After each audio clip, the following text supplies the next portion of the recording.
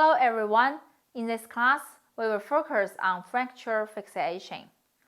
Fixation is to maintain the position of reduced fracture and dislocation, prevent redisplacement, ensure normal healing of injured tissues, and relieve pain and discomfort to a certain extent. The fracture must be fixed after reduction. Clinical fixation is divided into external fixation and internal fixation. External fixation refers to fixation applied outside the body after injury. At present, commonly used external fixation methods include splint fixation, plaster fixation, traction fixation, and fixation by external fixators. Internal fixation refers to the method of maintaining fracture reduction with metallic implants, which can only be achieved by surgical means. On the clinic, both external and internal fixation should meet the following 4 basic requirements. The purpose of both fixation methods is to achieve a better fixation effect and less harm and facilitate early rehabilitation. Then, how do we choose between the 2 fixation methods clinical? Let's start with external fixation. First, splint fixation. Splint fixation refers to the procedure of selecting different materials after fracture reduction to make splints with shapes suitable for each part of the limb and blending them with ties and fixing pads to maintain the reduced position. It can be seen from the definition that the requirements for splitting fixation include fixing materials, producting placement position, and bedding.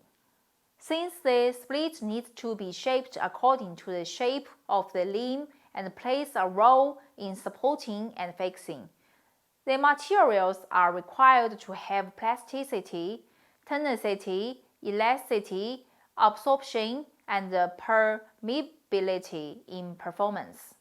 So, how do we choose splits suitable for clinical use? The first consideration is splint length. The splint length should vary with fracture location and is divided into 2 types: non-over-articular fixation and over-articular fixation. The former is suitable for disphasis fracture, where the adopted splint length is equal to or near the length of the fractured segment to the extent of no interference with joint movement. The latter is suitable for fractures within or near the joint, where the adopted splint length is usually 2 to 3 cm beyond the joint to the extent that it can be bound by ties. The second is the split width. The total width of the splint is equivalent to about 4 to 5 or 5 to 6 of the circumference of the limb to be fixed. The split is divided into 4 to 5 pieces according to the limb circumference, and a certain gap should be reserved between splints when used.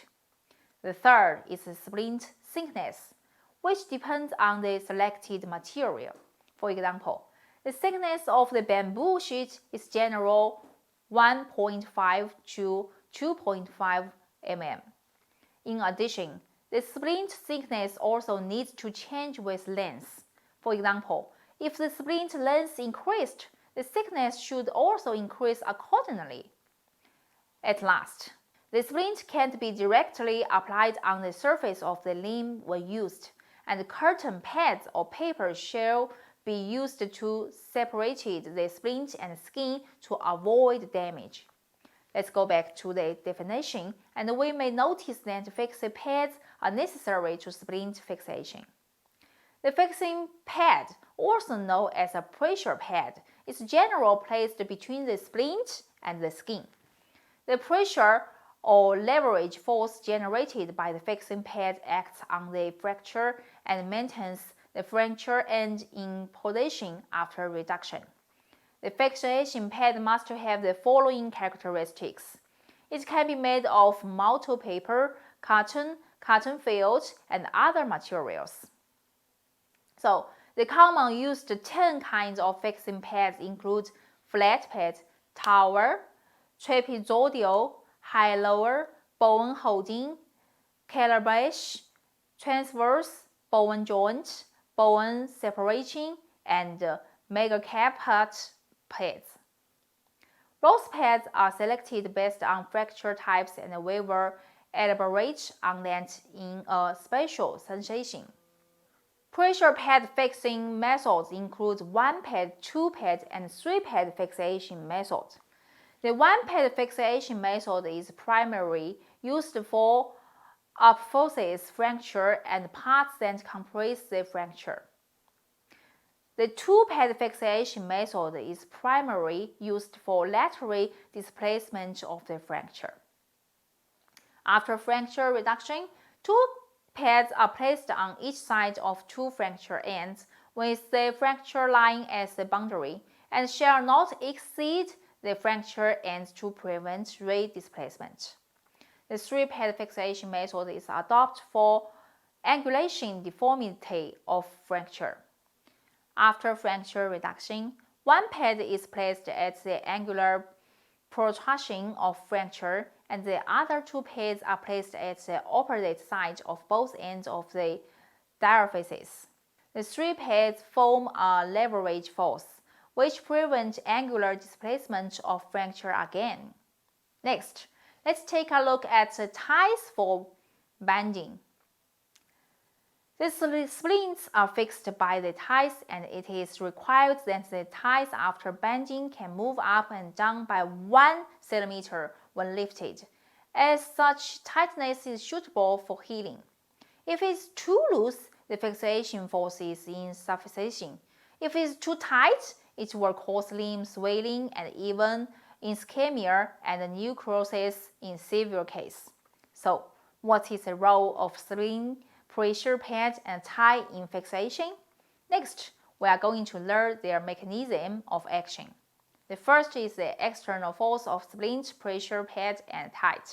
The role of splint is to maintain the position of fracture after reduction, so as to prevent re-displacement.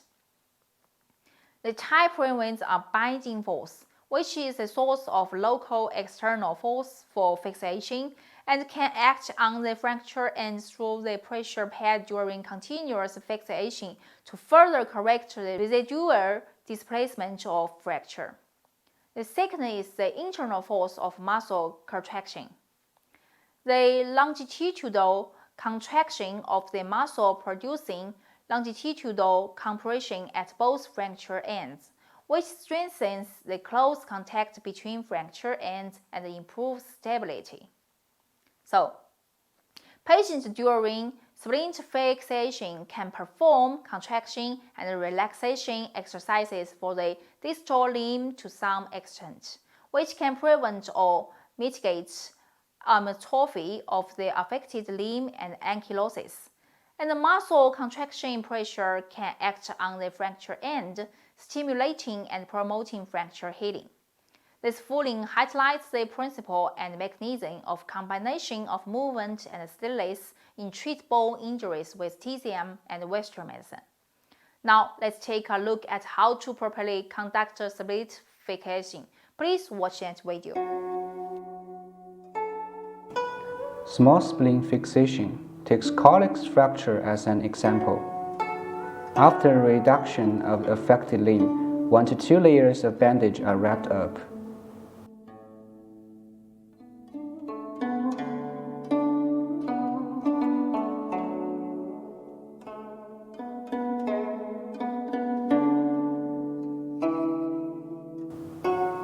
According to the displacement of the fracture type, pressure pads are placed.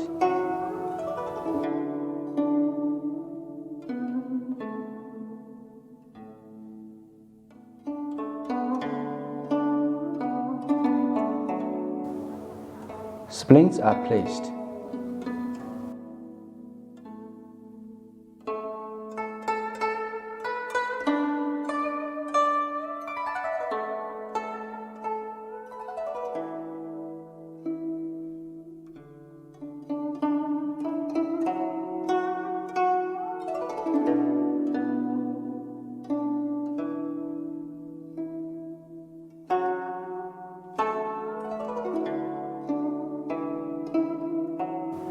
and 3 to 4 transverse bands are tied up.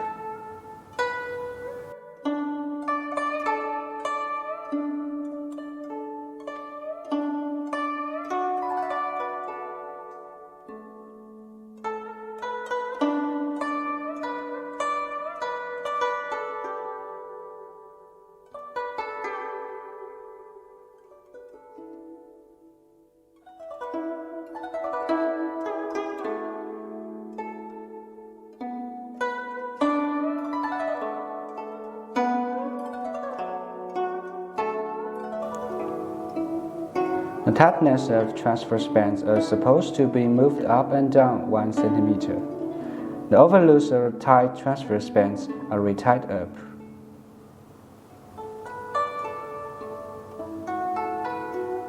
After splint fixation, the blood supply of the affected limb is observed. Timely adjust the tightness and take regular radiographs to assess the fracture. After watching the video, you must have some acquaintance with the operation steps of splint fixation. We need to keep in mind the requirements of splint fixation and the standard of tightness and pay attention to the adjustment of tightness at any time according to the clinical situation. However, can splint fixation be adopted for all fractures? Actually, this depends on indications and contraindications of splint fixation. We need to conduct a careful analysis before adopting the splint fixation and make an accurate judgment according to the above indications and contraindications. Attention shall be paid to the following issue after splint fixation. Matters needing attention for splint fixation. Matters need attention after splint fixation are shown in the figure. The duration of splint fixation should be determined based on the specific situation of clinical fracture healing. The splint fixation can be removed when the clinical standard for fracture healing is reached. As the swelling degree of the limb changes with the state of illness, the patient must be instructed to conduct a regular revisit. At last, you are required to practice more after returning to the laboratory and be able to skillfully complete the splint fixation process at one upper extremity. So thank you, and let's see next time.